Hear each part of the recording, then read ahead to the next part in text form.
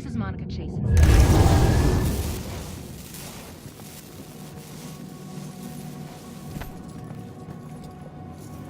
Only a few days ago, a young girl went missing on the heels of a string. Yeah, it shocked us.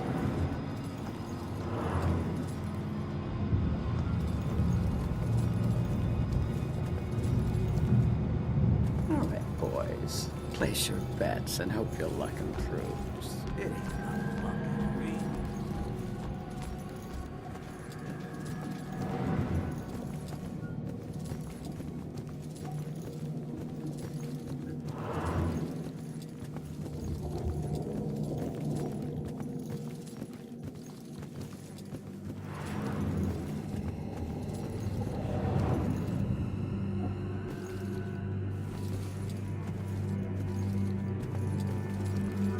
I'm sure you saw the whole thing, and that makes you special. Always looking out the window, sticking your nose in everyone else's business. I did see it, and I'm gonna have nightmares. I think we've got enough nightmares to last us and see through. This is Monica. I'm happy to stop talking. I'm trying to watch a show here. This normally sleepy but historical town has run into quite a spree of violence lately. Only a few days ago, a young girl went missing on the heels of a string.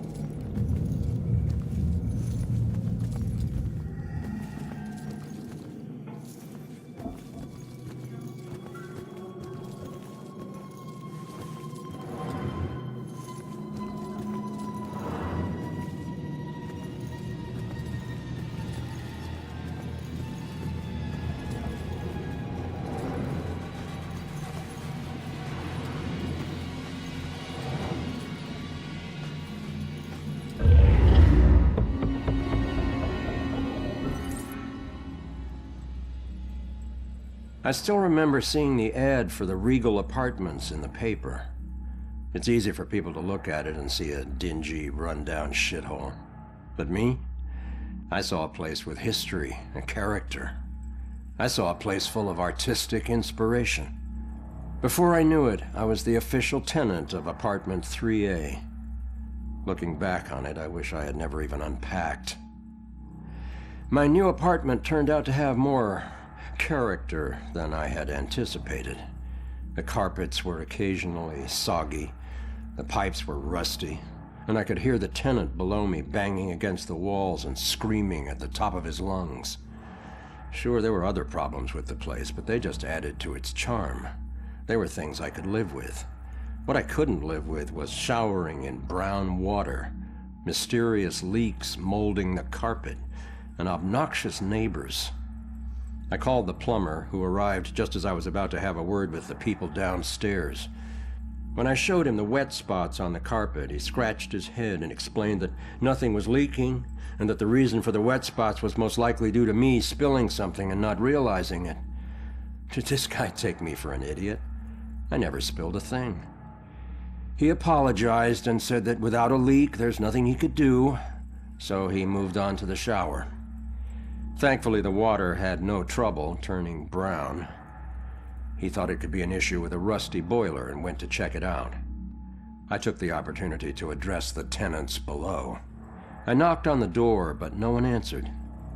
In fact, I couldn't hear anything at all. I tried the door, expecting it to be locked, but it just swung open. I was shocked to find it completely empty. That's when wet footprints began to appear on the floor. They were headed right for me. Just then I could hear the plumber scream from the boiler room downstairs. By the time I ran down there, he was long gone, but he had discovered the source of the brown water. Packed into the old, rusty boiler was a bloated, decomposing corpse. The police are still investigating the homicide, and the landlord has promised to renovate the boiler room. However, despite his efforts, 3A is back on the market, and I doubt I'll ever feel clean again.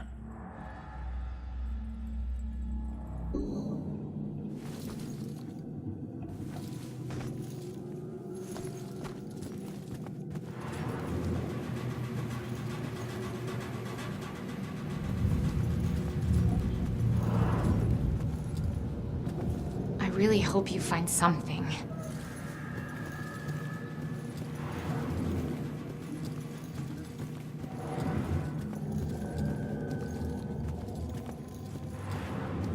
Days ago, a young...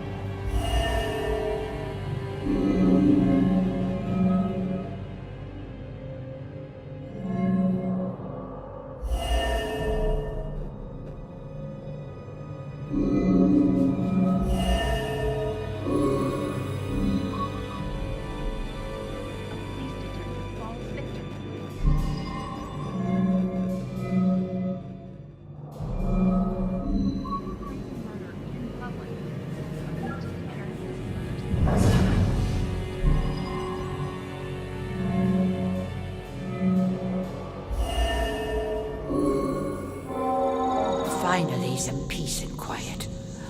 All her parties. How can anyone sleep through music blasting like that? I think she was on drugs. Walter was so tired he could barely stay awake for the 5 miles it took to drive to Smithwick Quarry. I couldn't believe he was able to find a pair of lock cutters that late at night. At least the music has stopped. Now we can finally sleep.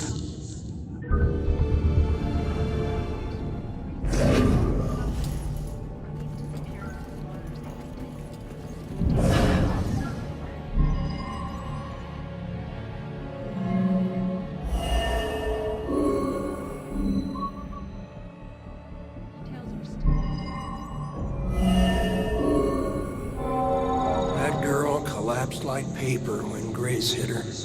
I still can't believe she died. It happened so fast. I've never seen Grace so crazy before. It must have been the lack of sleep. Thank God it's all over. I can finally watch TV in peace.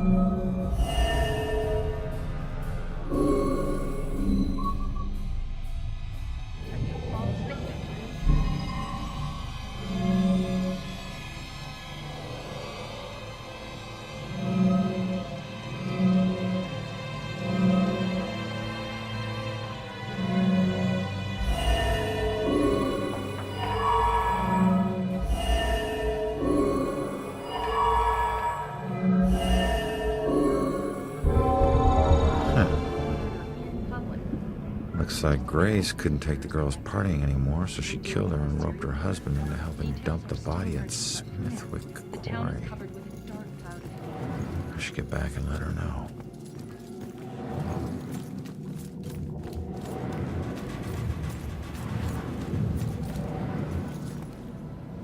Turns out, the reason you can't find your body is because it's not in the building. It's at Smithwick Quarry, about 5 miles out of town. Oh. Well, why'd they do it? Your parties were keeping them awake at night.